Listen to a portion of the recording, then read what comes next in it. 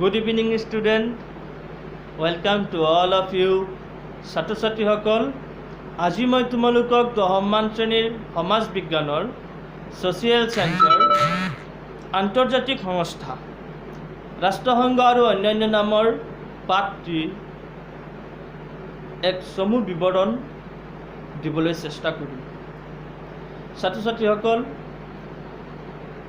তোমালোকে ইতিমধ্যে আগৰ ক্লাছবিলাকত পাই আহিছা যে পৃথিৱীত শান্তি প্ৰতিষ্ঠা কৰিবৰ কাৰণে বা পৃথিৱীখনক যুদ্ধৰ ভয়াৱহতাৰ পৰা বচাই ৰাখিবৰ কাৰণে কিছুমান বেচৰকাৰী সংস্থা বা সংগঠনে কাম কৰি আছে। আৰু ঠিক ৰাষ্ট্ৰসংঘ UNO ইউনাইটেড নেশ্যনছ অৰ্গেনাইজেশ্যন তেনেকুৱা এটা আন্তঃৰাষ্ট্ৰীয় সংগঠন, যিটো সংগঠন প্ৰতিষ্ঠা হৈছিল 1945 চনৰ 24 অক্টোবৰ তাৰিখে।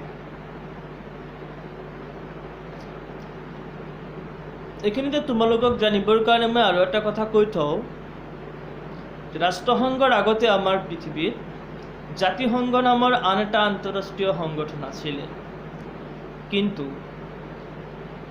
1914 চনত যেতিয়া পৃথিৱীখনত প্ৰথম বিশ্বযুদ্ধ হ'ল আৰু সেই প্ৰথম বিশ্বযুদ্ধৰ ভয়াৱহতাৰ প্ৰতি লক্ষ্য ৰাখি আন্তৰ্জাতিক মহলত থকা ৰাজনৈতিক দাৰ্শনিক ৰাজনৈতিক চিন্তাবিদসকলে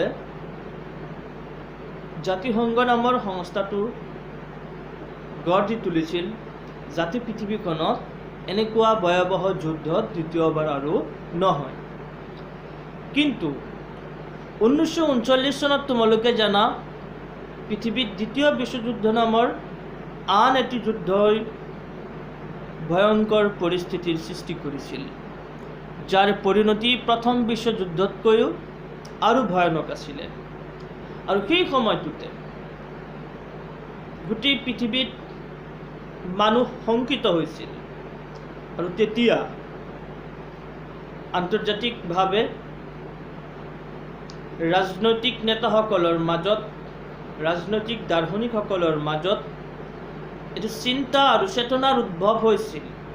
আৰু তেওঁলোকে তেতিয়া ভাবিছিল যে আমি জাতিসংঘই আমাক পৃথিৱীখনত শান্তি বৰ্তাই ৰাখিব নোৱাৰিলে, জাতিসংঘই শান্তি বৰ্তাই ৰখাত ব্যৰ্থ হৈছে, যাৰ পৰিণতি স্বৰূপে আকৌ দ্বিতীয় বিশ্বযুদ্ধ হ'ল। সেয়েহে আমি পৃথিৱীত এনেকুৱা আৰু এটা সংগঠন গঠন কৰিব লাগে বা প্ৰতিষ্ঠা কৰিব লাগে, যিটোৱে নেকি বিশ্বত শান্তি প্ৰতিষ্ঠা কৰিবলৈ সক্ষম হয়। আৰু সেইমতেই দ্বিতীয় বিশ্বযুদ্ধৰ পিছত 1945 চনত 24 অক্টোবৰৰ দিনত ছান ফ্ৰান্সিস্কোত এখন সন্মিলন হয়। আৰু সেই সন্মিলনৰ পিছতে ৰাষ্ট্ৰসংঘ নামৰ এক আন্তঃৰাষ্ট্ৰীয় সংস্থা গঠন কৰা হয়।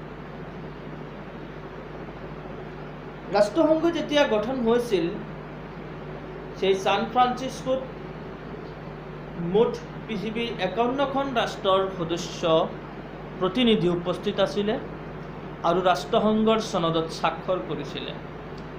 পৰৱৰ্তী সময়ত ৰাষ্ট্ৰসংঘৰ সদস্য ৰাষ্ট্ৰৰ সংখ্যা লাহে লাহে বৃদ্ধি পাবলৈ ধৰে আৰু বৰ্তমানলৈকে ৰাষ্ট্ৰসংঘৰ সদস্য ৰাষ্ট্ৰৰ সংখ্যা হৈছে 193।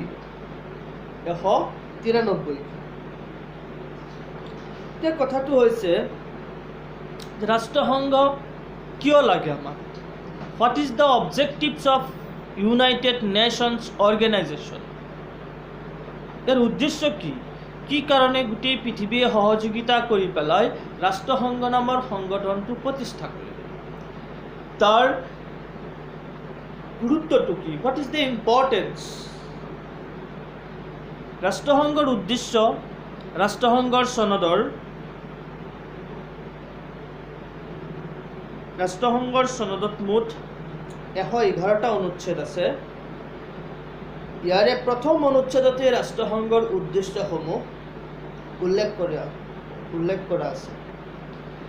ৰাষ্ট্ৰসংঘৰ প্ৰথম উদ্দেশ্য হৈছে বিশ্বত শান্তি আৰু নিৰাপত্তা বজাই ৰখা। ৰাষ্ট্ৰসংঘৰ প্ৰথম উদ্দেশ্য হৈছে বিশ্বত শান্তি আৰু নিৰাপত্তা বজাই ৰখা। নাম্বাৰ 2 দিছে সমান অধিকাৰ আৰু আত্মনিয়ন্ত্ৰণৰ ভিত্তিত দেশসমূহৰ মাজত বন্ধুত্বপূৰ্ণ সম্পৰ্ক